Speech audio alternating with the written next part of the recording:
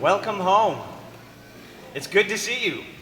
If you're returning to Sunday mornings at SJA after a summer at the cabin, or in your garden, having spent some time in the beauty of the world, giving thanks for sun and water and air and green. If your family is getting a new school year underway, or if you've just dropped a child off at college. If you have lost someone you loved and are dipping your toes back into the water of community, or spent from a season of caregiving for a loved one, or wrestling with your own illness of body, mind, or spirit.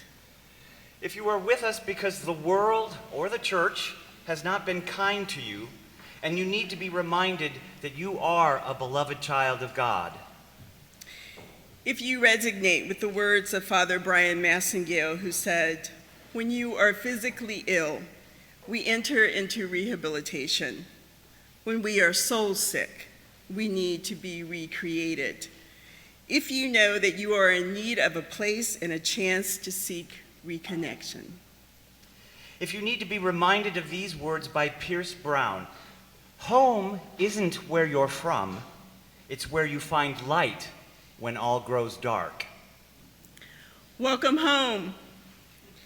If you have celebrated milestones or reunions, if you have sought out old friends or new learnings, if you have just arrived in the Twin Cities to start school or new work, or to reinvent yourself with an adventure into the unknown, or seeking a place to join with others on the journey, if you are a longtime member of this community, ready for a new measure of hope and challenge, or brand new to us, ready to give St. Joan of Arc a try with questions and doubt, with an open mind and open heart.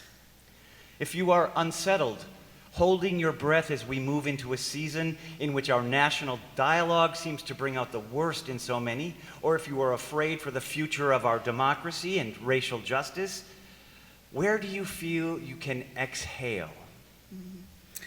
If you seek right relationships and reconciliation, and long to join the work of building the common good, enhancing human dignity, and celebrating human rights. If white Christian nationalism wearies your heart and soul, and you long to hear words of unity and justice and nonviolence. Robert Frost says, home is the place where, when you have to go there, they have to take you in. Where do you feel most connected to the circle of creation? Where were you when you have felt most at home in God and known that God is at home in you?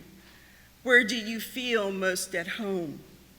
Where do you feel most in touch with the truest, most authentic version of yourself? We welcome you wherever you are on your journey. There's no place like home. What do we ask of our home? We ask for safety, security, for belonging, for the chance to be our true selves. We ask to be seen and to be heard so we may know the sound of our own voice and the conviction of our heart. We ask that vulnerability and imperfection and flaws be assumed as part of our human condition, our human journey. We ask that we may put down the burdens we carry for a little while, that we may be refueled, refreshed, renewed, and seen as God sees us. Beloved, beloved, beloved.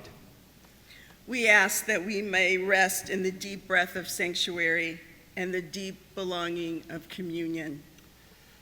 Dennis Lehane writes, happiness doesn't lie in the relentless amassing of useless crap. Happiness lies in the person sitting beside you and your ability to talk to them. Happiness is clear-headed human interaction and empathy. Happiness is home. And home is not a house, it is a state of mind, a place of communion and unconditional love.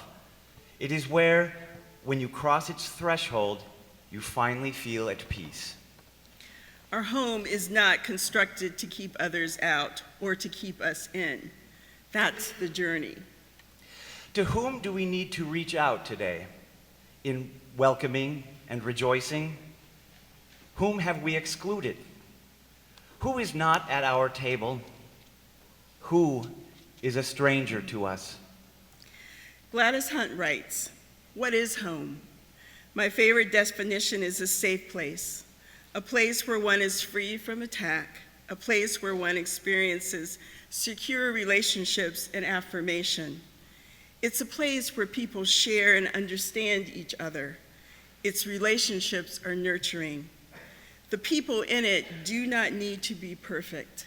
Instead, they need to be honest, loving, supportive, recognizing a common humanity that makes all of us vulnerable." We welcome you wherever you are on your journey. There's no place like home. Today, we hear the most radical story of welcome in Scripture. There is nothing the prodigal son can do that will exile him from his father's love. It is the most powerful story of profligate, of overflowing love in our Scripture. No one is outside the circle of care. Forgiveness, reconciliation, and reunion have the last word. Holding a grudge is less important than offering someone who has wronged us an invitation back into relationship, back into home. Jesus calls us into the world to search for the excluded and to gather together in rejoicing when the lost is returned. Josh Broward writes, "Some people think of Christianity as a cabin where we can huddle together from wind and darkness and dangers. I am not one of those people. The journey of Christianity is about looking questions of life squarely in the face, feeling the wind, trying to figure out how to live life like it is supposed to be lived. Christianity is not an invitation to huddle in a cabin. This is an invitation to explore the real world." Australian Bishop Vincent Long of Parramatta said, "If one can detect the direction of Pope Francis' pontificate, it has something to do with the movement from security to boldness, from inward looking to outward looking, from preoccupation with our status quo, from safeguarding our privileges to learning to be vulnerable, and learning to convey God's compassion to those who are on the edges of society and church." Today we come home to begin again, To build the beloved community together. to live a witness of God's love. We welcome you wherever you are on your journey. There's no place like home.